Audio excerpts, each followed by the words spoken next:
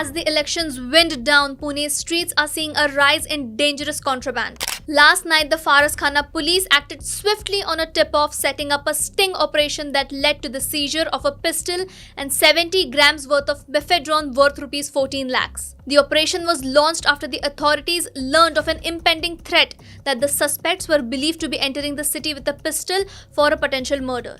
However, swift action led to the seizure, putting halt to the dangerous plan just in time. Let's get more details of this case from Deputy Commissioner of Police of Crime Branch Nikhil Pingre. गेले काही दिवस आपल्या गुन्हे शाखेच्या anti extortion sale 2 आणि anti narcotic sale 2 याच्या teams, त्यांचे अधिकारी, कोणी कुंभार तसेच कोणी गायकवाड आणि त्यांचे सुपरवायझरी ACP श्री राजेंद्र मुळीक हे सर्वजण काही संशयित इसमांच्या बाबत वर्कआउट करत होते. आणि तो वर्कआउट करत असताना काल फरसखानाच्या हद्दीतून त्या 2 संशयित इसमांना आपण ताब्यात घेतलंय. ताब्यात घेतल्यानंतर त्यांच्याकडून एक कंट्री मेड पिस्टल 2 राऊंड तसंच जवळपास 74 ग्रॅम MD हा सापडून आलाय. त्याच्याबद्दल पुढील कारवाई होत आहे. या 74 ग्रॅम MDची किंमत जवळपास 14.5 लाख रुपये आहे आजच्या बाजारामध्ये.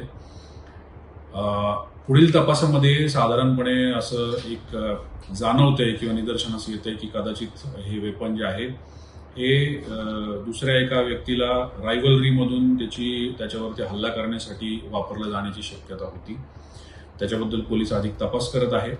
परंतु महत्त्वाची बाब अशी आहे की एकंदरीतच आपल्या सगळ्या माहितीच्या यंत्रणेचा वापर करून याच्यामध्ये या दोन्ही युनिटच्या अधिकारी अंमलदारांनी एक चांगलं काम करत या इस्मांपर्यंत पोहोचून त्यांना त्याच्यातून शोधून काढलेलं आहे आणि एक चुकीची घटना घडण्यापासून आपल्याला टाळता आलेलं आहे. या दोन्ही संशयित इसम ज्यांना ताब्यात घेतलं यांचं नाव बॉबी सुरवसे, साधारण वय 28, मूळचा लातूरकडचा असलेला, सध्या पुण्यात स्थायिक असलेला, आणि तौसिफ लड्डू रहीम खान, वय साधारण 36, हा राहणार शुक्रवार पेठ एरियातला आहे.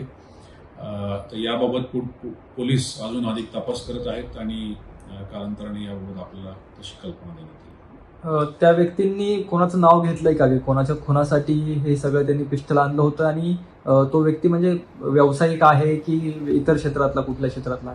याच्याबाबत खरं तर तपास चालू आहे आणि आत्ताच इतक्या लवकर याबद्दल काहीतरी बोलणं हे योग्य ठरणार नाही. सध्या तरी आपल्यापर्यंत असलेली माहिती एवढ्यापुरतीच आहे.